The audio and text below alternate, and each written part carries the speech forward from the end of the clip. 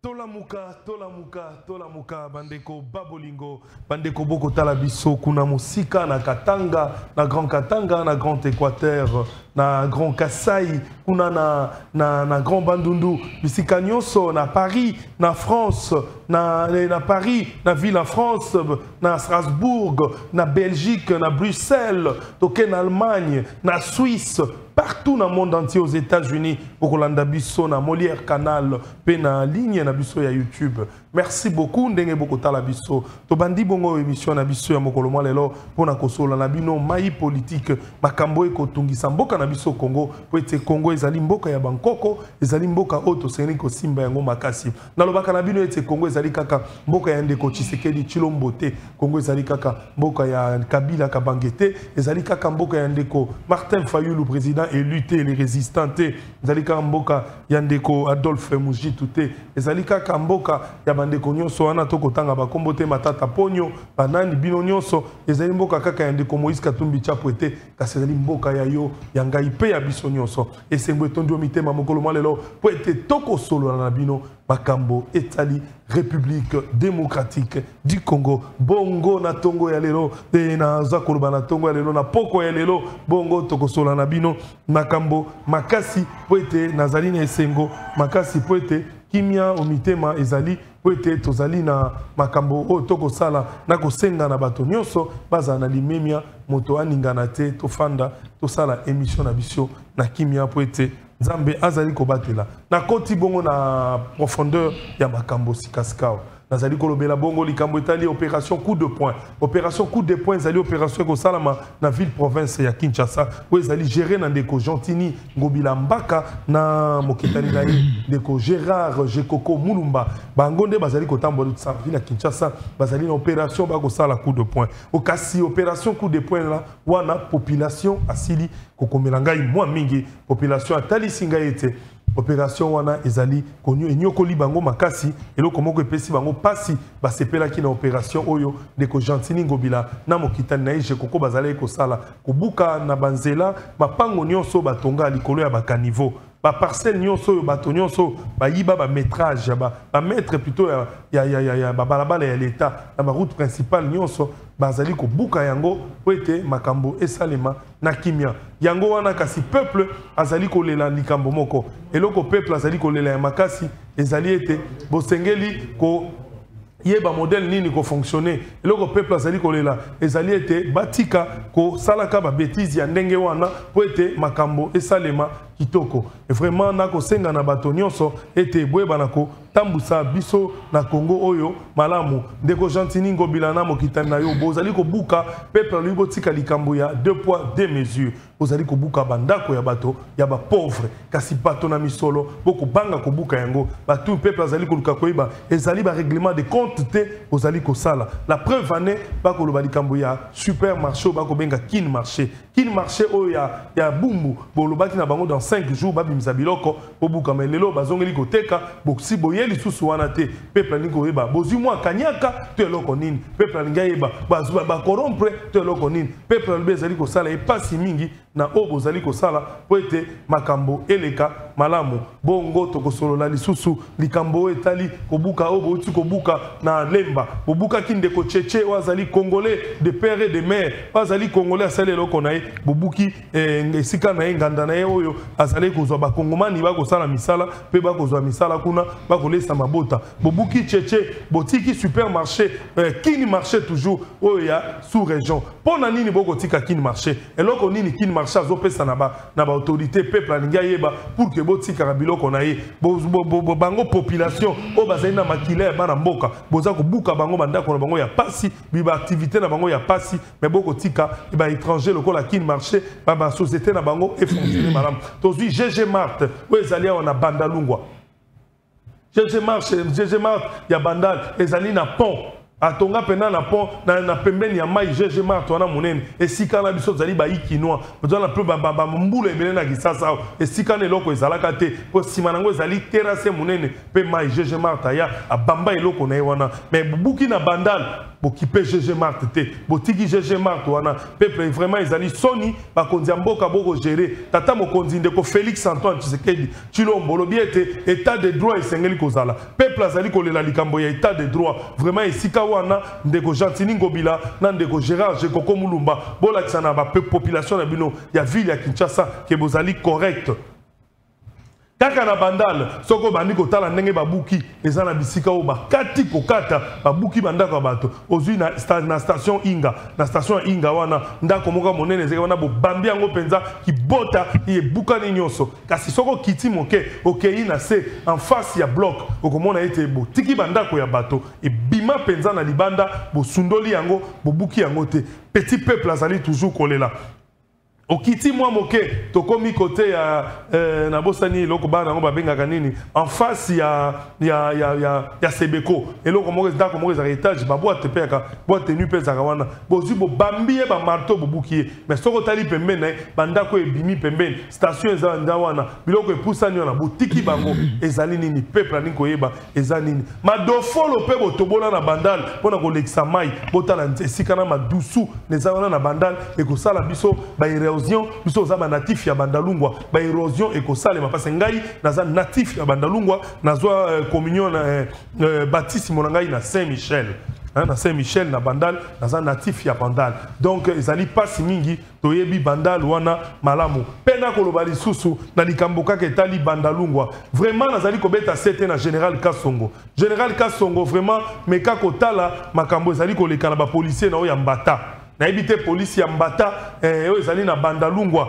comportement au bako sale ezali mabe mais kako tala s'il faut ko changer commandant ya police ya mbata faut ko changer commandant wana ya mbata po ete ba policier ya mbata bazali ko traquer ba moto na niveau ko sakana te. Un jour, c'est bon, on est tumba, toba tu as moto, ba sali trouble na bandal, wana na couper sa faute, wana na général Kasongo, pour être yende, azali ko gérer police yambata, comportement ba policier yambata, ezali ma be makasi, bazala système ya obenga ba éclairer, wana moto soka za koleka, ba kotia éclairer ya atelemi si moto, soki moto amati na moto wana, bango ba eba lingi moto, ba kokene ba sengi 100 000, ba couper sa 70 60 000, ba tika kei, infraction sali, ba koloba na ete, kaka mbongo ezali malamu te policier oyaka na musala te po oluka kaka mbongo policier oyaka na musala po ete kosala musala mwana na leta kofuta ona suka sanza soki policier lembi musala signaler na bakonzi ngala lembi musala po ete moyibi elekenga mingi. Général Kasongo vraiment tala likambo ya police ya mbata parce que na bandal bazako nyokola batu na bandal na ebite kombo na mbata ezo uta wapi comment boko pesa ba kombo tina te boyebo pesa na police o police ya mbata ngonde eziko beta peuple mbata onyokola peuple ndenge wana eza malamu te vraiment batika biloko wana po ete ata bao bazali kosala na circokal to mpo bato ya tobenga snip bazalaki ndenge wana te vraiment ezali pasi général Kasongo tala bapolisier na wana na bandal tokoti sikasika wana mama na likambo na biso ya masolo awa na kati ya émission mokolo mwa lelo tokosolola na bino dossier oyo yango ezali sujet principal na biso dossier ya contrat ya ba chinois basalaka na groupe moko ya ba société ya chinois ya Chine basalaka contrat moko na République démocratique du Congo oyo ezali pasi mingi gouvernement esali olie sala contrat na pays lokola pays na ye moko asa gouvernement sala contrat na Chine yango moko gouvernement chinois basalaka contrat na tout moi ba entreprise ya mike ya Chine o bazaki atana mosolo ya malonga te pona koya ko fonctionner na mboka wezaki bongo na époque ya ndeko Kabila Kabange azalaki président et puis premier ministre à cette époque tant contrat ne signé zaki ndeko Adolphe Muzito après wana ezalaki ndeko Matata Ponyo azalaki bongo ministre ya finance bangonde baibi kopena modèle esalemaki nde tokozola sima nango tokomeka kobeta lisolo lisusu na makambo batali ba élection na biso oyo parce que kokoso ezali makasi comment ba président ba bimaka kaka président azobima sans que ba parti mususu voté na 2018 to monaki yango dossier wana ezalaki malamu te grande partie votaki te na côté ya Bandundu pe na est ezalaki malamu te vraiment il faut président azalaka na légitimité na mobimba ba votaka président congolais nyonso a voté et puis congolais nyonso fazwa carte d'électeur na ye po ete to ba kotala ba kamndenge koleka bongo na ko présenter bino ba invité na ngai mokolo mwa lelo na loboko na ngai mobali nazali na ndeko Luc Malembe ndeko Luc Malembe azali bongo cadre na SID po ezali parti cher ya ndeko Martin Fayulu au bako bakisaka président élu hein na puis azali communicateur ya Lamuka hein et na kopé na ye kopesa ndeko Luc Malembe mbote na yo mbote mingi ndeko journaliste mbote na bandeko tozana bango na plateau mbote pe na bato nyonso bazolanda émission monene oyo na kanisi opesanga juste une minute pona okay, ndeko kenda pona zonga ponga na za mutu abuni na Ituri lelo incendie munene e uti koleka na ville ya Bunia station d'essence et pelimoto na kati ya ville alors que na ville wana toza na une cinquantaine ya ba station mais loko akokamwisa na Bunia mobimba toza na camion anti-incendie T. Ce qui fait que eza ville eza exposée parce que tant que station wana pelimoto risque ezaki kena ba station voisine pe ezwa moto yango na sengi na ba pétrolier ya Ituri président Dani Mugisa ya ba pétrolier na bengi ye ke soki tozeli gouvernement oyo toyebi nyonso ke gouvernement oyo ekosunga biso te il faut biso nyonso moko to s'organiser ba pétrolier ozana plus d'une cinquantaine ya ba pétrolier touti ko vérifier na internet camion anti-incendie eza moins ya $100,000 et kokoma na Bunia. Il faut qu'on s'organise biso moko na ba pétrolier na biso na fédération ya ba entreprise ya Congo po tosomba camion wana pona ko prévenir danger ya monene oyo kokikoya ya suka c'est eza problème ya ba agent ya seni oyebi ke epa na biso kuna baoti ko lancer opération ya enrôlement ya ba électeur mais kuna biso toza na zone insécurisée ba seni etindi ba agent électoraux baouti Bunia bakie ko sala enrôlement na ba zone eza très insécurisée mais ba pesi bango ata sans frontier donc ozozwa muto tindi na axe net axe commande luna esika wana ba ADF basi ba tumba ba village tout par patriotisme bato babimi Bunia baye ko sala enrôlement kuna mais otindi bango na 100 francs moko ezate donc toko zongela ngo mais to bengi ndeko c'est kadima soki bomoni ke bozana mbongo te bozana budget te alors botika kokosa peuple ke bozo organiser élection. Merci beaucoup ndeko Luc Malembe nazongi na loboko na ngai ya mwasi nazali bongo na maître Eric Bila wazali moko ya ba communicateur peka na kati ya Senarc ndeko Eric Bila mbote na yo. Merci mingi ndeko Fomba pour na invitation na pesi mbote na ba co-débatteur na plateau tout ça l'effort ya ko tombola débat za likolo to fixer opinion sur ba question actualité mboka na pesi mbote na ba téléspectateurs nyonso surtout ya émission Tolamuka ya chaîne Tosungana TV émission malamu kitoko au milieu du village na pesi mbote na bandeko na ngai ya famille politique na ngai SNARC Congrès national africain pour le réveil du Congo et kambami na mwana mboka Aimé Pascal Mongolo Konda oyo bisika nyonso azali kolanda biso na libanda ya mboka na tombelier séjour malamu na ngina lo babilo komi balé rapidement pona abizi na tamingité ya liboso ezali ko présenter ba condoléances na famille biologique ya sénateur Florine Tumba oyo a tikibiso na pasi mingi na incendie zaki na ndako na ye. Il a agi en protecteur de la famille bana babiki mais la volonté de Dieu a fait que yé a tika biso. Interpellation dans les à l'endroit de M. Gentini Ngobila, gouverneur à ville à Kinshasa. Comment une ville, province, n'est-il à Kinshasa, vous êtes, entre guillemets, incapable de doter les communes même dans les camions anti-incendie. Et ça, c'est Sony. Côté la sénateur honorable à Koufi, parce qu'il n'y a pas un secours officiel de l'État pour que l'incendie soit qui est. Vraiment, c'est regrettable. Avec tout ce que la ville regorge comme recette, vraiment, c'est inconcevable que la situation et ces produits. On a lancé appel vraiment avec beaucoup de tristesse et na gouvernement provincial na biso à Kinshasa bozwa ba disposition. Il faut pas attendre les problèmes. Gérer les gens, c'est prendre des précautions. Bozwa ba précaution de manière que c'est pas l'argent qui manque, c'est pas les moyens qui manquent. C'est un problème de manque de volonté. Prenez des précautions pour que vous doutez la commune. N'infise que na ba camion comme anti-incendie pour que makambo boyezo ngaraté. Vraiment encore mes condoléances à la famille biologique et à Ndeko Nabiso Ntumba, sénateur Ntumba Flori à Silkosti Kabiso. Na présenté mes condoléances à la famille institutionnelle na SNA et puis na famille académique na Abiso Tutangi na qui là c'est aussi ici Mukolomoko. Vraiment on est dans la tristesse. Merci beaucoup. Te présenter mes condoléances. C'est là qu'on a mis Balin de Gofomba très rapidement. Na kwa aussi ça maloba très rapidement. Likamabambula oyo mwana mboka ngobila yo kakape batu. Na lobara babu maranyoka na nzete kuti na maboko. C'est-à-dire commençons d'abord à exploiter les paix qu'on a. Bon ça la kirage ya ba caniveau, bon travailler na OVD. Bon gérer ba déchets malam ou les dégâts qui causent les pluies et ko ça la maso na Kinshasa te ba caniveau nde ezali cause. À défaut ya ko ça la ebele ya muke ezali ke bo bongisa ba caniveau OVD akira on infise que semestriellement bien trimestriellement bien mensuellement pour que ba dégâts et ça la ndenge ezali ko ça la mate. On m'a rapporté qu'il y a une taxe mauvaise à la ba société ou ba ça il a besoin de plastique na ba chasser. Affecter l'argent ici na taxe ou na gestion ba déchets.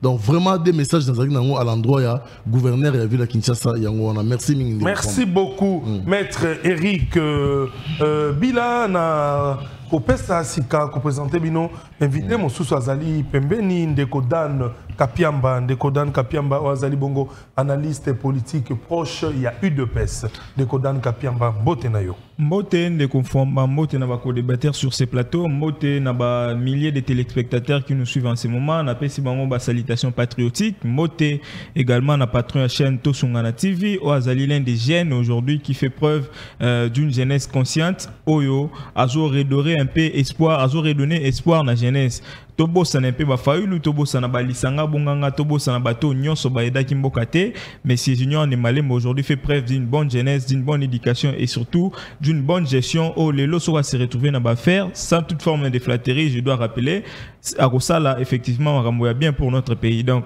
na pesi mbote sikazali na pesi mbote une équipe technique Mobimba et c'est le Congo qui va gagner.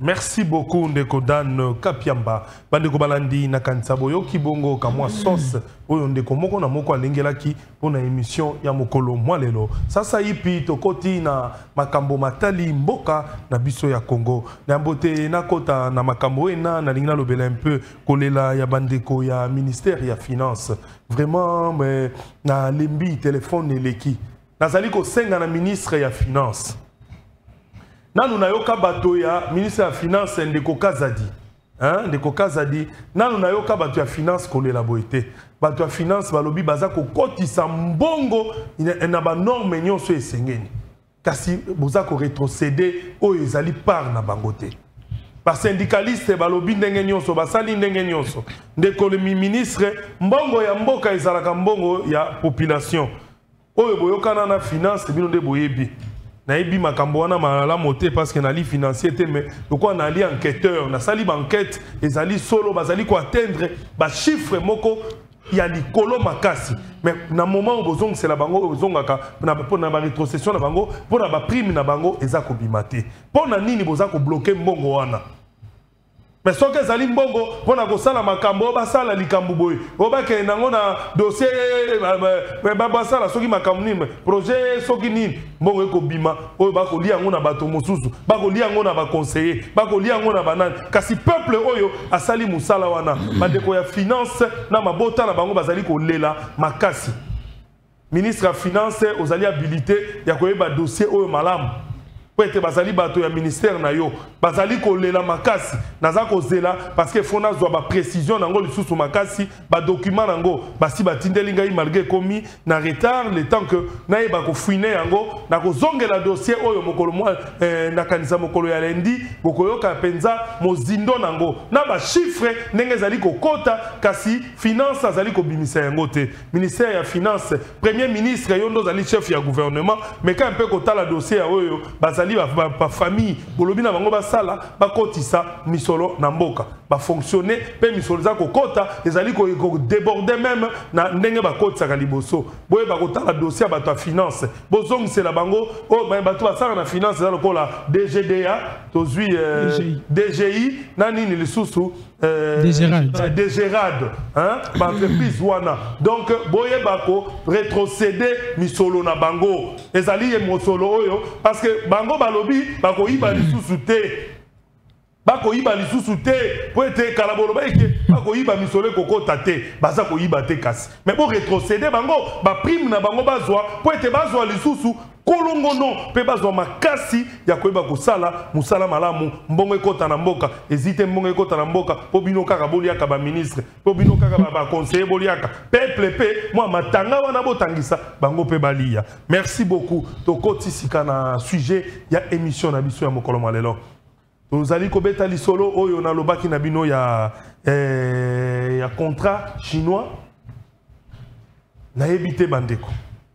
Est-ce que pays munene lokola RDC ezangaki makasi ya kokende kokutana na gouvernement ya Chine pona baeba ko yokana gouvernement Chine aka kosala misala na mboka oyo mais tala lolenge oyo ba secret bimiete contrat moni dossier ba congolais dossier boyo kaka 5 chantiers o ba chinois ezaiso kainga chinois 5 chantiers alobana le logo oh dis monsieur mikanda na 5 chantiers chinois no so document ezaka 5 chantiers na chinois yeko fungola boutique 5 chantiers chinois yeko teka mapapa 5 chantiers na ba kangaki ba osala bondumba ba chinois ba kangi ba osala bondumba soko tali na mukanda ne okomona kaka 5 chantiers ezalaki malamu te yango toyeba yango toko tuna motuna o ezali clair à qui la responsabilité de cette gabegie financière gabegie salami na makambo etali dossier oyo ya ba chinois na ebité na kopesa maloba ipa ya ndeko malembe ameka kotali sabiso na côté na bango ya ECD bazwa ki dossier oyo lolenge kali. Merci mingi ndeko journaliste faut que lobelana no bato bazo landa biso que contrat oyo to bengi contrat chinois ezalaki entente entre gouvernement ya époque ya ndeko Kabila na Muzitu na un groupe ya ba société chinoise pour na échange ya ba minéraux contre ba infrastructure. En fait ezalaki troc ezalaki ndenge oyebi troc tango ya ba ancêtre na biso wana ya ba koko monnaie ezalaki te po somba nini po somba mungwa opesi madesu ou bien opesi masangu ou bien opesi soso troc. Donc ezalaki contrat ya koyokana ke biso to pesa minéraux bango batongela biso ba infrastructure ba balabala ba hôpitaux ba université ba nini ba infrastructure ba barrage hydroélectrique. Mais biloko wana qu'est-ce qui se passe? C'est que nini ba créa qui gouvernement a créé société conjointe auto bengi 6 communes et ça société entre il y a ba capitaux entre Congo na ba chinois wana. Mais Chine eza na 64% à ba part bisotoza na 36% ya ba part. Mais capital nyos la société est à 100 millions de dollars. Pourtant, ba actif ya Jekamino l'État a pesa ki bango. Eza évalué na plus ya 90 milliards de dollars ndeko. Ndenge nini okopesa société naza économie c'était menayebi ke batu ba sala économie bazolanda biso. Ndenge nini okoki kopesa mutu aza na capital ya 100 millions de dollars a gérer ba actif il y a 90 milliards de dollars et ça qui déjà problème. Il y a mi balé c'est que chinois wana selon IGF si bazui 10 milliards de dollars à profit na biloko wana. Mais biso tozui ata 1 milliard te tozana na quelque chose comme 820 millions de dollars. Ba infrastructure balobi batongela biso kututo eto yebite. Eza kaka quelques stades moko mi balé kutu silate na Kindu na Bunia na Kalemi. Yabuna kutu silate tilelo ezaka wana 15 ans après. Et bango basi bazwa plus de 10 milliards de dollars. Yango to lobi boye. dossier oyo d'abord il faut que le Belabatuke eza asikate parce que ba contrat oyo eza qui signé na 2008 ça fait 15 ans aujourd'hui. Maintenant le problème ya IGF oyo eza nini c'est que régime oyo bango pe ba ye awa eza que oyo ba ye pona kobongisa non bango pe bazo linga batia luboko na kati bango pe bazo par na bango parce que société wana oyo IGF lobby eza mabe si commune oyo et oyo société ya escroquerie wana mais toyeki ke bana na régime oyo bana na bango bazana na société wana mais ndenge nino côté mwana na société oyo yebi déjà keza ya mabe eza société batongi pona koyiba Congo c'est que yo moko oye ko salisa bisote. Deuxième chose c'est que IGF régime oyo ezo salisa ezo salela IGF net chien de chasse na bango musala IGF eza ko traquer batu ya régime ya kalana ba opposant jamais koyoka bango basali nini IGF asala enquête pona ram akosala ngote enquête pona 100 jours akosala ngote enquête pona ba dossier nyoso ya gabegie so salama 145 territoires eza escroquerie munene de ko journaliste 1 milliard 600 millions de dollars ndeza na biloko wana ya projet à 145 territoires mais eza escroquerie parce que selon ODEP Observatoire à dette publique basi ba décaisser plus de 40% en bongo mais sur le terrain il y a même pas une école construite. Est-ce que yoka IGF nakati akosa la ngote donc IGF et puis il faut mituna finalité ya biloko ezani nani asinyaki ba contrat wana ezande ko Kabila azana ville oyo azana mboko oyo nani azo protéger si régime oyo parce que Kabila mutano maki tilombo na pouvoir tilomba ko sala eloko te Kabila yebi yango. Alors ce que sali ba rapport na yo tous les rapports que IGF facie sala eza ba rapport to bengi propagandiste spectaculaire parce que ata $1 ezonga na caisse à l'état te. Les grands perdants eza biso peuple congolais.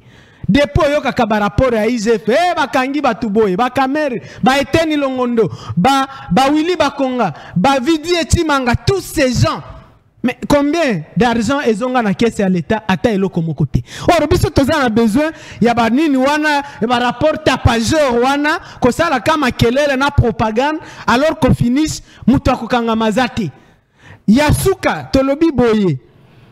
Il faut pas que régime oyo ezwaka IGF net formal oyebi bato ayi de pes na formal na bango basi ba monike bateki moka na biso na Rwanda na EAC bunagane ke kiwanje ke ruture ke insécurité kuluna partout lipa ezaki bayaki ezaki lipa ezaki na 200 francs le lezana na 600 francs vie chère partout musaleza te population ezo souffrir peuple congolais eza en voie à disparition yango tango ba mona ka eloko wana ba bengi IGF loba rapport ke Kabila ibi soki nini si commune wana donc biso to comme ça la nini to ko bossa na sikoyo ke tozana ba problème na biso bon lobela nanu biso combien d'emplois créés depuis Boyaki boyebite oyo na suki wana oyo ki olandaki rapport HCR.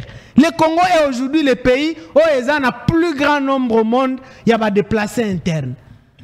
Plus de 5 millions d'enfants congolais sont en malnutrition. Au Congo, il y a des débat na bato yote. Ezaka ka o IGF, boto sala nini? Ba problème na biso eza wapi. Donc eza formal.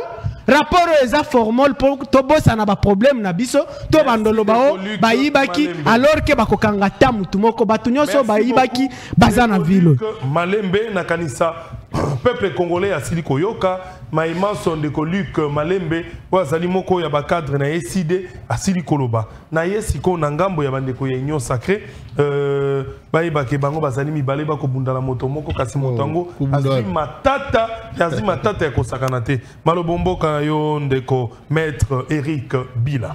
Merci mingi ndeko Fwamba mena malobalobi wana eza bitumba te mutazo lobana alobi na eloko pratiquement ya concrète na mamno salobi na habité so bitumba so benga ezani wana talibeyo non ça dit que moni ndeko Fwamba Serge soki oleki na TV faut pas ça la populisme faut que loba makambo ezali concret. Une question a été posée sur ba contrat chinois. Il faut la répondre. Il s'engage que loba nini ezalaki nini et salami pe nini salama pe nini esengeli ko salema par rapport à ma responsabilité. Et non commencer à dire que banda baye ba sali misalate ça 45 jours ils allaient escroquerie d'état, ça sont des arguments en l'air parce à soutenir en OPT. Pour le makambo il y a pas contrat chinois. D'abord on a corrigé sur le romké na chef il y a co-débatteur na ngaya uti ko zoma loba pratiquement lobby ne l'oroté. Il n'est pas interdit au fils du chef de l'État de travailler dans ce pays. Aza congolais c'est pas congolais surtout à cause de la députée, à cause de la sénateur. À cause de la fonction sur ADG, PCA, même il peut même s'ériger en opposant de son père. La loi ne lui interdit pas ça. Okay. Ça dit beaucoup de raté sur le monde de quoi chef de l'État au Sala. Non, il a étudié pour travailler, on n'étudie pas pour être chômeur un jour dans la vie. Okay. Alors pour le moment, le contrat chinois est allé boyendeko. Contrat Zali, contrat Zali, accord entre parties. Mais accord on est dans la valable cas qui les deux parties ont la capacité de conclure. Capacité juridique de conclure. Ce rézali entre Batouné Singaïna yo, on va contrat synalagmatique. Okay. C'est-à-dire, accord de parties, c'est-à-dire, yo manifeste, aux d'abord majeur, aux alliés majeur, aux alliés lucides sur le plan mental, aux alliés na consentement, c'est-à-dire, vous signez les choses que vous connaissez. Maintenant, en termes d'organisation, d'institution, ça revient aussi au même. Vous comprenez? Parce que l'État congolais a une personnalité juridique. Ouais. C'est-à-dire, tant qu'on a contrat et Salamaki, du temps de Kabila à la signature de ce contrat-là, vous et moi, nous n'étions pas au sel. Tout ça qui n'a l'eau là, tout ça qui n'a ma belle. Tout le monde. Tout le monde qui est IGF et Zalaki. Il faut qu'on mette la main en bas à Félix. IGF et Zalaki, mais Zalaki n'impacte. C'est-à-dire, il y avait même un arrêté qui malheureusement limitait les pouvoirs de l'IGF. Il y a bien monté du tout. À cela qui IGF Bandelo. Les cartes pour le contrôle la bango. Pour contrôler la régie financière. Ce qui est inconforme à la loi. Mais tous les kunate. Pour mes alliés, IGF n'a pas mission naturelle naïe. Et bois qui mission un contrat chinois et puis estimer que l'argent de la République s'est volatilisé entre guillemets pour des intérêts yabatou entre guillemets intérêts aux alliés déséquilibrer les contrats lyonnais existent. Contrat faut un objet licite et ça en cause morale loyale. Quand ces deux éléments ne rentrent pas en compte dans le contrat n'est allé valider. Alors il a fait que répéter ce que vous avez dit comme annonce à CG. Mais j'allais souhaiter qu'après ça ma proposition. La proposition d'Aline, IGF faisait service à l'État. Un organe chargé, il y a contrôle, a priori, a posteriori. C'est-à-dire, IGF faisait contrôler avant, pendant et après. Je suis un monde, affectation un monde. Maintenant que IGF a sali, a tout ça le rapport, on a bien sali rapport, on a eu. Il ne reste plus qu'à remettre un acquis des droits au procureur de la République. La justice, elle est indépendante. Le pouvoir pour qu'il réalise la recherche des infractions. IGF a kangaramouté dans le lebele, la TV, l'IGF c'est un service de contrôle. Il se limite à contrôler et à produire son rapport. Et les rapports de l'IGF ne sont que des rapports financiers. Quand je dis financier, ça prend en compte l'argent, ça prend en compte les matériels, les mobiliers qu'on sort. Ok. Les moments venus, le procureur général de la République. Le procureur, non, c'est-à-dire, rapport à IGF auprès à parquet, ou bien le service de justice des alliés, pour éclairer l'interne et instruction de dossier. Vous comprenez? C'est-à-dire, c'est un travail déjà fait, qu'on vous soumet, mais dans l'instruction, les magistrats ou bien les procureurs peuvent encore revenir sur certains éléments. Parce que le procureur allait mettre instruction. Mais au moins avec les rapports de l'IGF, qui est un service compétent accrédité, pour ça, le contrôle, il y a un cannabis. Les ministères publics, les procureurs peuvent s'en accaparer comme élément pour son instruction. D'ailleurs, l'instruction, elle est secrète. Okay. Instruction, donc, je pense qu'il n'y a pas à s'agiter. Les responsabilités seront établies selon Moutuna Moutou, na rôle naïe au joueur qui actif na kata likamwa. Donc moi je pense que à l'ère des choses, c'est qu'on doit se dire c'est quoi? L'IGF sous l'impulsion du chef de l'État Félix Antoine Tshisekedi Tshilombo, a fait son travail de façon très valable. Ok. Et puis, on attend les réactions du procureur pour que les responsabilités soient établies.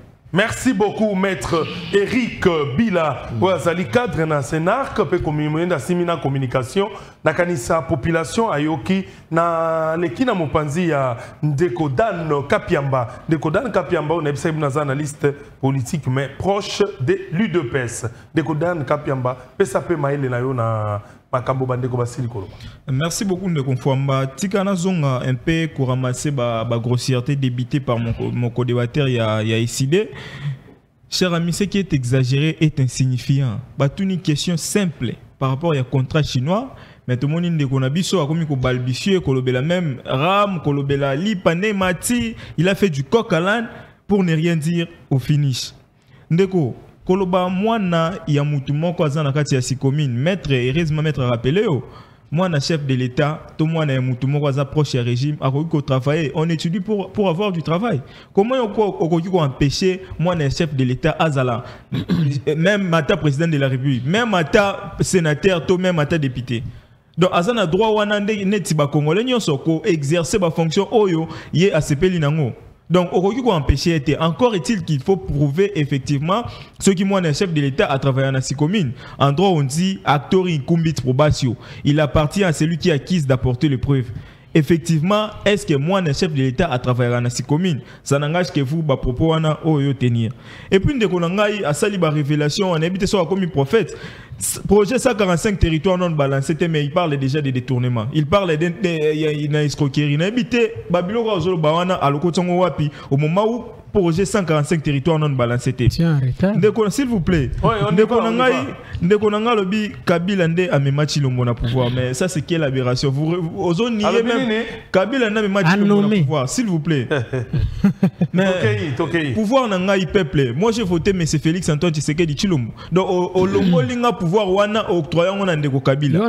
Félix Antoine Tshisekedi Tshilombo a été élu par la population, la majorité de la population s'exprimer qui n'a pas élection. Il n'a jamais été nommé par quiconque Namboka Oyo. Encore est-il qu'il faut rappeler Neko Fayulu Oya se réclame qu'un président éli.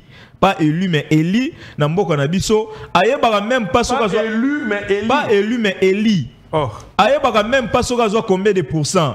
Ozana plateau, ozana plateau, tant qu'on maloba, yebisa ba population baso landa biso ndeko Fayulu a gagné l'élection na combien de pourcents. Et là qu'on a carabino de mutuboye baron. Ndeko nanga sali incantation awa kolongo la Kabila na responsabilité à contrat chinois. Mais mon frère, moi je me pose la question, que reste-t-il d'un peuple qui s'indigne de l'interpellation judiciaire des fossoyeurs de son bien-être? Ndeko Matata Pono, Ndeko Moïse Katumbi, Ndeko Kabila, Ndeko Adolphe Muzitu et tous les restes, na Bakabolul Bazala, ministre Mine, doivent être punis par la loi de la République, par toutes les lois de la République. Okay. Parce qu'ils sont responsables dans le débâcle.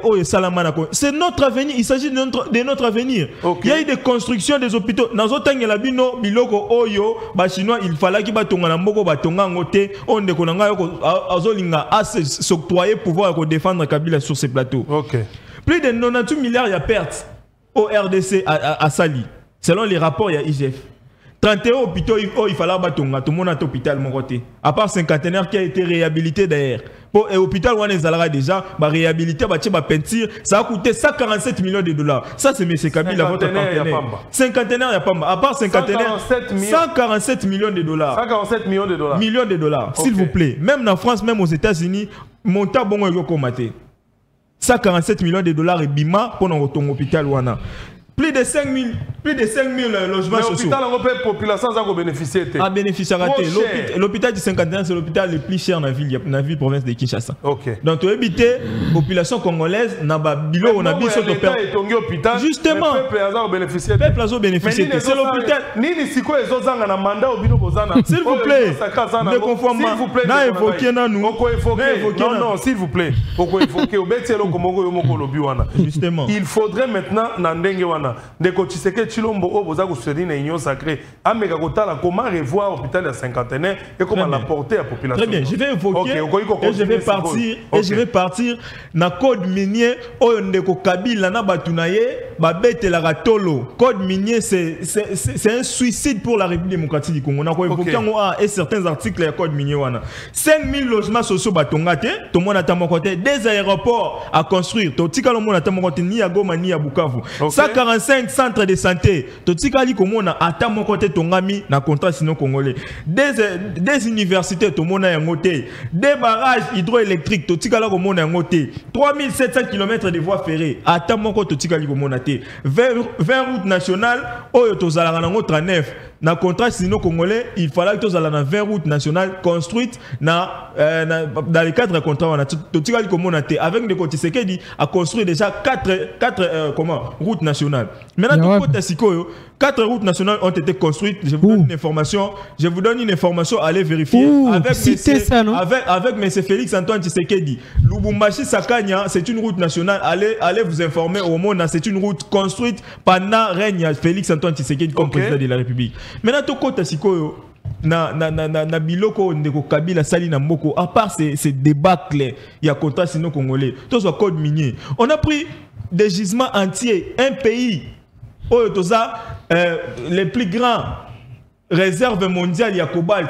70% réserve mondiale ya cobalt on a pris les gisements entiers topé on a ba copain notamment Dan Getler qui frappé dans la communauté internationale, notamment les États-Unis. Bah, pesango dan Getler kakaboé. 70% ya réserve mondiale ya cobalt, to pesango un individu. Ça c'est Joseph Kabila qui a fait ça. Et puis on voit maintenant le code minier dans l'article 217. Partant justement la question na yo.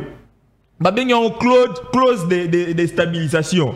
Ça veut dire quoi? Les jours où la République démocratique du Congo, toko la muka tolobi était to révisé code minier wana.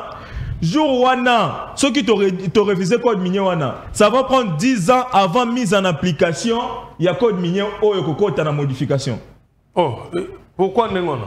Ça c'est M. Kabila, c'est la loi qui le dit. Dans code minier, allez voir l'article 276. Ceux qui t'ont révisé code minier wana les lots, le Parlement congolais a adopté les lots. OK. Et cocotte en application après 10 ans. Mais ndeli kamanga pe na zonga kama makambo ozoloba ndeko Tshisekedi Tshilombo na union sacrée ba onde ba simbi parlement. Pourquoi zo senga na ba député absolument pas modifier le justement pas modifier yango yango to lobby l'union sacrée. On sait comment les parlements, la majorité parlementaire est constituée. Il y a des gens qui sont dans l'union sacrée aujourd'hui qui ne veulent pas ces changements. Bah, on a pour les besoins de la cause tout simplement. Ok, yango biso tokobuna l'union sacrée, la vraie union sacrée, l'IDPS et ses partenaires les plus fiables de base en majorité écrasante en 2023 pour te mettre hors d'état de nuit. Tokobanda commettre hors d'état de nuit. D'ailleurs, la constitution actuelle, je n'ai jamais été d'accord avec cette constitution. On va réviser la loi portant statut des anciens présidents, on va réviser ce code minier qui est un suicide pour la République démocratique du Congo. Donc, le chef de l'État est déterminé à mettre fin. Si ce n'était pas le cas, maintenant, merci beaucoup. Révélation. Merci Ndekodan Kapiamba. Bolobi boko réviser salaire il y a ancien président. Oui, bah pe Ndeko Tshilombo comme ancien président. Absolument. A bénéficier na Bokotia. C'est très clair. Dans 8 mois, combien c'est? Après 2028. Merci beaucoup.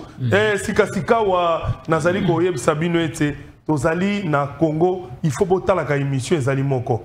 22h40 ndenge moni to bandi le loa Molière Canal muto azanga kate. Tant boza ko tala ngona Molière Canal plus sawa bino pe bozo émission oyo bo kendaka na YouTube bo partager ngo parce que ezelo vraiment bo tala bande ko ya France ya Belgique surtout na Belgique madame Célestine Bambi merci beaucoup ndengo za ko tala ngo pe na bande ko nyonso baza na Belgique na lokola frère Patou Salem na oki album ebimi. Mais vraiment, na sepel l'album. Merci frère Patou Salem. Na koti si kana li solo na biso o toning to solo là rapidement parce que na tkali pratiquement na 10 minutes pour être émission ici là. Na zali ko beta moi li solo, to beta moi li solo sur la CENI. Est-ce que CENI na biso vraiment na badati nyonso bachaki? Hein? Est-ce qu'à quoi atteindre vraiment target il y a événement il y a nombre target oh, ça qui à quoi atteindre vraiment cible Hein, tout comme si cible naie wazalaki nango par rapport ya enrôlement pour être na ba date nyonso les target hein, na ba date pour que toko na élection comme il faut. Très bien. Nazo zongela ngo mais une minute parce que makambo mebele elobamiawa c'est que balobi nga na pesi proposition te. OK. Nga na kopesa proposition na bato bazo bima déjà. Batikali na 8 mois bakende. Basali 4-5 ans bazo sala concours ya détournement. Yo moko lobaki awa ndeko journaliste. Na régime oyo soki oyebi ko détourner 100 millions, 200 millions te balongoli yo. Oza inutile. Des visions à Chilombo wana. Il faut yeba ko détourner 200 millions, 300 millions ko tikala ka jamais kolonga wana. Ba bande ko kaza diwana okobima ka jamais po yebi ko détourner. Ngana ko pesa non tanangeza très pressé na za proposition ko pesa binote.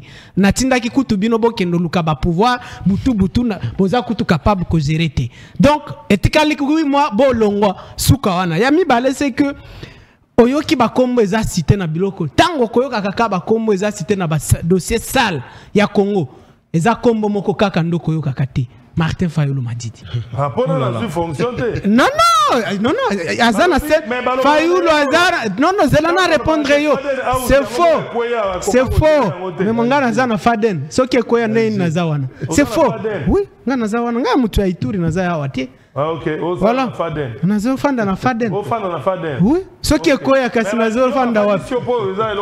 Non, soki ekoya olobi ekoya ekufa. Pokasinga naza wana ndeni. Non, ça c'est faux. Fayulu azana scène politique ya Congo depuis les années 90. Fayulu azaki na conférence nationale souveraine. Na yebi soki Chilombo azaki wapi na époque wana, na yebi Katumbi azaki wapi, na yebi Bemba azaki wapi, na yebi batu nyonso wana te. Depuis les années 90, mais Azar tant de dossier sale mon côté. Parce que Asala na Mobutu te, Asala na Bakabila Mibalete, Asala na Chilombo te. Yangwa linga sala. Te, akosala ngote, Azar président ele azozo pouvoir na ye, kaka kalaminga wate. Azar déjà élite. Si ba iba ki pouvoir, toza na résistance. Si angona loba ki toza na résistance pour to récupérer pouvoir na biso. C'est bien, merci. Très bien. Yasuka c'est que période ya ba fils ya papa esili. Pona yoki awa lobi o mwana soki anani papa période wana esili. Période ya ba fils ya bana Fayulu ba ostanga na Harvard. Ah OK. Ba ostanga ba se préparer. Baba fils ya papa te. Après soko tuni bango ya bango atanga wapi to yebite. Bakabila o ba yela kibiso ba fils ya Laurent de batanga wapi to yebite. Ba période wana esuki. Alors seni Harvard na Massachusetts Technology Institute. Supposons que Ndeko Fayulu azwi bokonzi. Bana na yeba uti na Harvard baye. Ndeko Fayulu akoyiko nommer mwana na yeta zana maila uti na mona. Atanga soyoki yo moko baza préparé ya bango batanga wapi tuna na bana Chilombo tuna batanga ka wapi. D'ailleurs mwana Fayulu liboso a créé 3 entreprises. Oh là là, oh là là, oh là là. Oya na Massachusetts na Harvard 3 entreprises. Azo engagé bato. Wapi na poto? Non, awa. Oh, c'est ça on a Kinshasa. Moko ezo sala na docteur Mukwege et ezo sunga ba femme violée. Oui, bénéfice na ye apesaka na fondation Mukwege. Alors, Seni. Dossier ya Seni. D'abord oyokaki eloko yo choquante. Bakuti ba kit électoraux na mutuka et puis c'est pas la première fois. Il y a député Mokona, il y a une sacrée. Ceux qui coûtent accident à la tête au linga qui toye bate, mais les bakit wana ezo sala déjà musala. C'est pour dire que ezana bakit belé, ezana ba maboko ya batu ya une sacrée oyo, bazo kende ko enrôler butu pour va tricher. Alors biso to lobi boye. Ndeko Kadima alobaki apesi date le 20 décembre 2023. Donc il y a une élection. Biso to après. Si tu s'enrôles, les Congolais vont s'enrôler massivement. Parce que c'est l'unique voie que tu as il y a que dégager les gens. On reconnaître quand même que Baza en place, il faut dégager Bango. Tu dégager Bango. Donc, il faut reconnaître Bango. Tu as nommé Bango, Azan na ville où bazo protéger. Nazoyo kawa kenga yozo, oyebi ke visu ya Chilombo eza Kabila. Oyebite. Il y a qu'on détourné côté Kamboko na Rwanda oyebite. Yo na mona ki na stade jour Kagame aye na stade ozobeta maboko. Si yo. Ah ozolo banini. Non, cher ami, tika biloko wana esa nzete alimete. Na lobi boye. Tozo kende élection. Mais ce que tu nika di malelo yo. Bauti ko lancer élection na est na site Kivu na nord Kivu na Ituri. Ce que tu nie bande kona biso ya Bunagana bako sa role ndenge nini. Bande kona biso ya Kiwanja, ya Kishishe, bande kona biso ya Jugu na Ituri, ya Irumu. Ti lelo awa na Kinshasa commune ya Maluku ba s'enrolete. Nini kwa mutu bagata ba s'enrolete na Maindombe. Baza na réponse te. Or biso to lingi to lobela bangobo. Tozo kende na enrôlement d'accord. Mais Congolais de partout il faut azala enrôler nyoso aza en âge de s'enrôler. To kondima ta forme moko ya balkanisation ya mboka na biso. Merci beaucoup. Parce que ceux qui toquent un enrôlement et qui wanja ba s'enrôler qui chiche donc eza balkanisation politique to kondima te poto ebi ke régime oyo banoma ki yango pona ko balkaniser mboka na biso. Na pesi maloba epai ya maître Eric Bila oyo ya Sénac maloba epai na yo maître Eric Bila. Ndeko Fomba, félicitations à eux parce que nous sommes vraiment dans la déontologie journalistique. C'est-à-dire que c'est que ça va être en direct, mais nous c'est caté. Donc c'est vraiment à féliciter. Vous avez maintenant un journaliste. C'est parce que on peut rire aux éclats en direct. Alors, et là on est dans le Béza Boendeko. Sincèrement, on est dans un plateau. Toujours comme on mesure dans le plateau. Qu'est-ce qu'il a dit? Qu'est-ce qu'il a dit vraiment? On vous pose une question. Tu n'as pas à me juger, tu dois me contredire. Il faut contredire, il y a la capacité à juger. On vous pose une question. Incapable de me contredire, tu me juges. Les élections. Belle question. À la lire des choses, quel crédit vous donnez dans les élections Zakoya? Mais répondez, c'est fini. Au lieu de nous amener Babylon Romoroboué. Et ça n'a pas de sens. Ok, yo si ko lobe na élection. Peuple a une différence, il y a tant na ye na tant na yo. Maître Eric Bila. Tous allez ko Baboué. CENI est institution d'appui à la démocratie indépendante, c'est-à-dire c'est-à-dire la non-gérance il y a des institutions sur du colon na yango. L'unique mutuo a habilité, il y a qu'on fixer biso sur l'évolution des opérations, nous faire les bilans et les rapports finaux. Ce monsieur Kadima et son bureau. Les élections auront lieu, bel et bien lieu. L'élection est Kozala. Ok. Alors, l'élection Kozala. L'élection est Kozala telle qu'est prévue. Alors, tant qu'on décoisoya, là on a un débat individualisé. Parce que surtout que dans le sens où vous verrez que c'est du théâtre de l'autre côté. Ils ont commencé par dire, vérité des urnes. La force des combats politiques, c'est dans la constance et dans l'idéologie. Il y a un moment où Koufaka. Il est resté constant. Tinasuka, Neti, papa Etienne Tshisekedi. Okay. Il a dit que je ne toucherai pas aux armes et la démocratie a fini par gagner. Vrai ou faux? On a eu l'alternance dans beaucoup. Okay. C'est-à-dire, Moutou, politicien, il y a une grandeur, il y a une grandeur. Obandi Yomoko, Obandi Yomoko, vérité des urnes. Et l'on a vérité de dire, oh, tous on reconnaître les pouvoirs de fait, à la présidente de la République de fait. Et l'on a pouvoir de président de la République de fait, ok. Président de la République de fait. Fayoulou. Ok. De fait, t'es accordé pardon. Alors, qui est d'accord sur la élection? Il est là, on a eu qui a voté. On a une élection. Accordé pardon. L'oba élection et aux autres qu'on catène. S'il vous plaît, ok. Moi, t'es poli à la télé. Ok. N'accordé pardon, on a une élection. C'est-à-dire, il fait ce que lui vient en tête. Ça, c'est pas un politicien. Un politicien, c'est celui qui est calme et qui parle quand il faut parler. Lui-même, il va s'enrôler. Il prétend dire que je suis président élu. Ok. Et qu'il nous présente aussi son bilan. Ok. Bilan à 5 ans, quinquennat et à Sali. Donc c'est pour vous dire que ils sont en train d'emballer. Il est en train d'emballer les gens dans des théâtres. Dans les théâtres. Merci. Ce qui est concret. Na kombo peuple congolais, na kombo ya snark, na kombo ya Aimé Pascal Mongolo Konda, autorité morale. Point de vue de M. Zali que les élections auront lieu et nous sommes sûrs que le chef de l'État sera reconduit parce qu'il a un bilan positif. Merci, Maître Eric Bila. Nasengi Nandeko Dan Kapiamba, lobela vraiment makambo etali élection rapidement pour que to comme na souka to ba na clôturer pour être ba émission ici là na kimia nyos. Rapidement Ndeko Serge na ramassé moi biloko mona uti koyoka Ndeko.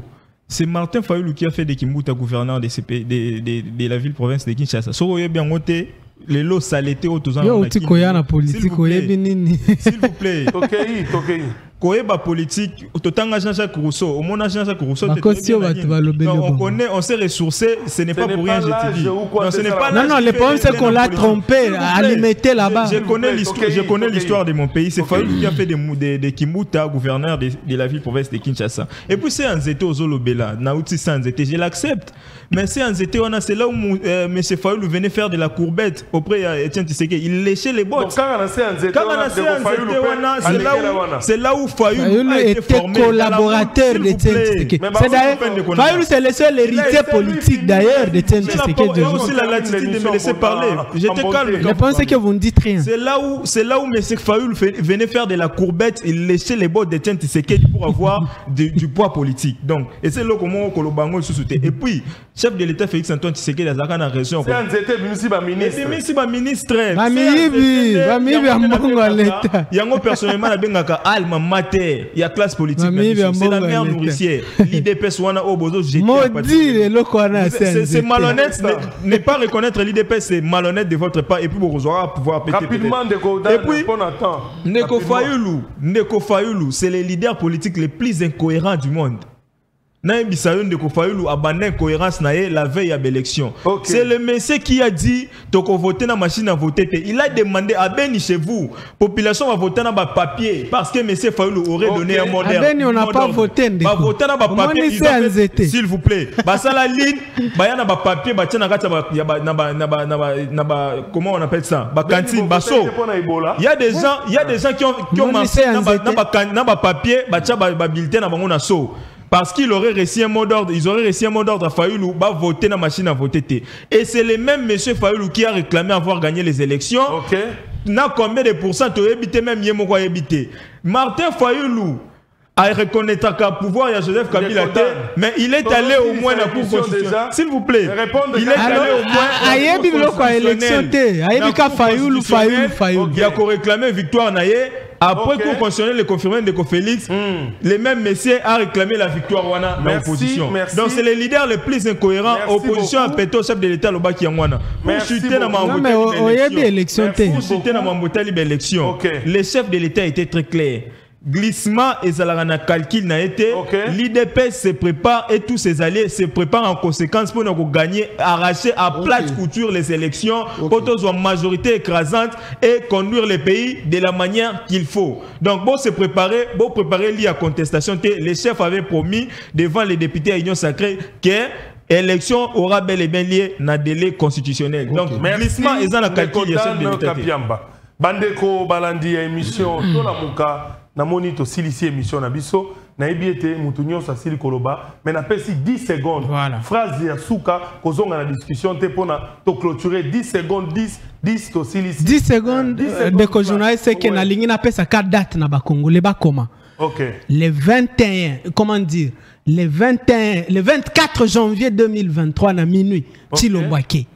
Élection à la thé et talibisoté tozo bengana Chilombo pas y compris par la force de la rue 24 à minuit souka aïza l'élection à la tête tozo installé président ba congolais ba votaki comme on a moi na mboka Martin Fayulu m'a dit 10 secondes phrase na 10 secondes na ngai na ko rappeler na ndeko c'est l'opposition la plus faible. 5 ans durant, ata pétard et tikali ko betate na marche moko, ata gaz lacrymogène et betité. Donc Ndeko Félix Antoine Tshisekedi sera successeur de sa propre succession en 2023. Merci Ndeko Dan Kapiamba, Maître Rick Bila 10 secondes na clôturer émission.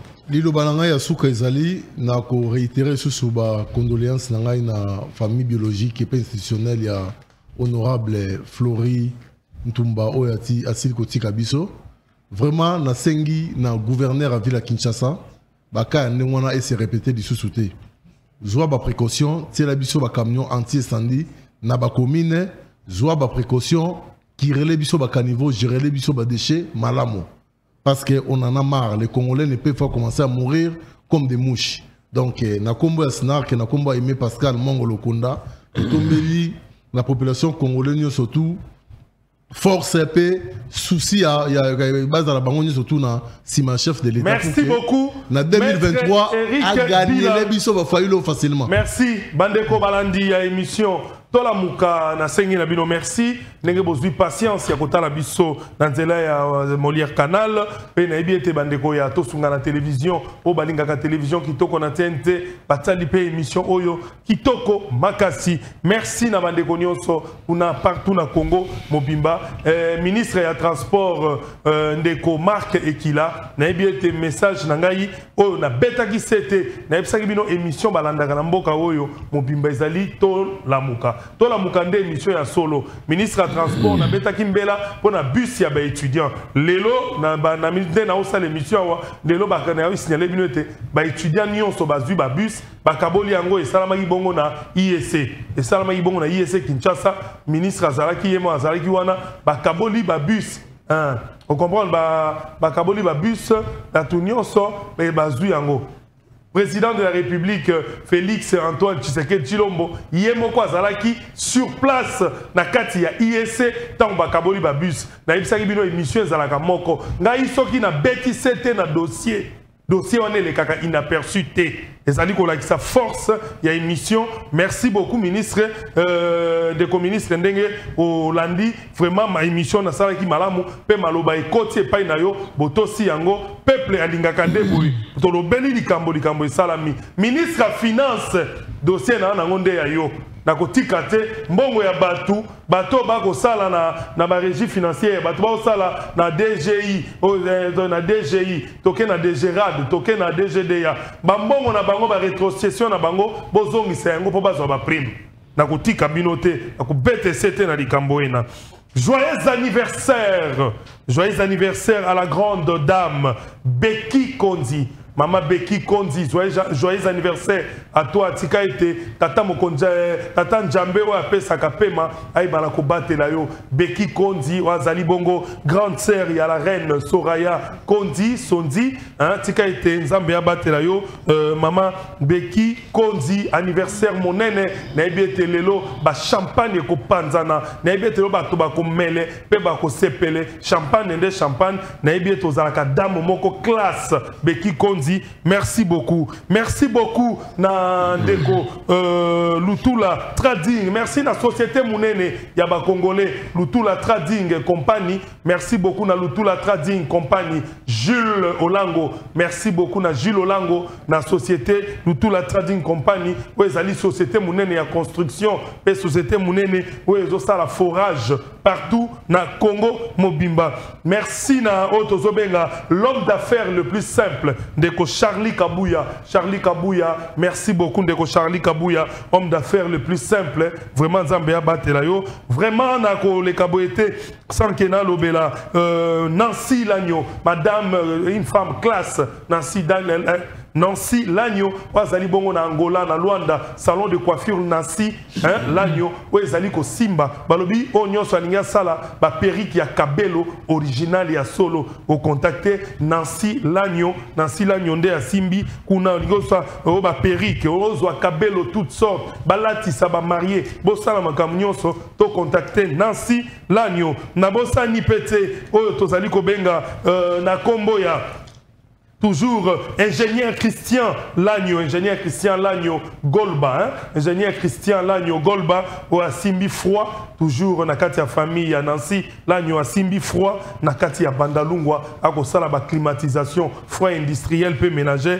Vraiment merci Nabino. Magistrat Olivier Kapila na bosa na kate, merci beaucoup na Katanga, molandi monene ya émission. Frère Patou Salem frère Patou Salem na ebiete album ebimi frère Patou Salem na ebiete album ebimi toko bosa na yote album toko landa album na yo frère Patou Salem. Merci na bande konyoso, merci na maman Plamedi wazaki na biso na caméra awa, merci na ndeko Bouba wa travailler na biso awa, merci na Lokondo Serge, merci na ndeko Pams Biega wazali na Mipsapi 10 mazo sala misala ya Misapi 42. Merci na Pams Biega, merci na Wilson ndenge boko sala mosala kitoko, merci na ndeko na biso Luc Malembe ndenge yaki émission oyo, merci beaucoup. Merci na ndeko Dan Kapiamba pe merci na ndeko Eric Bila. Merci beaucoup. Nyonso Nzambe batela bino bozonga malamu ndeko Dan bozonga malamu na ebiete to sala ka débat kasi to bundaka te esengo kati na bino to pesa ni mbote pe to bimi émission na biso esili Nzambe batela bino to kutani mokolo mwalobi na même heure. Merci beaucoup.